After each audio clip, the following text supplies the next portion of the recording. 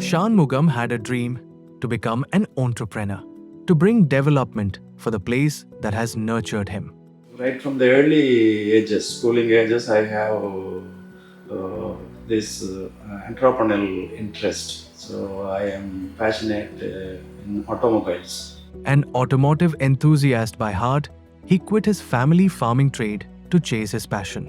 In 1991, with no capital except pure determination, he started a modest unit with 3 machines, laying the foundation for what was to become DMW CNC Solutions.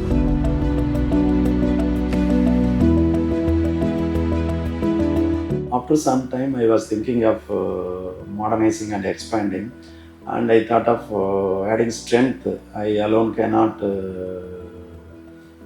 pull this all the ways and time. So I wanted to have like-minded people along with me. So I requested my friends to join me. Today, DMW boasts 8 manufacturing units, over 300 machines, and 2,000 plus employees, serving vital sectors including tractors, automobiles, railways, and aerospace. With DMW Academy, his team's training has impacted over 40,000 rural youth, helping them build their lives.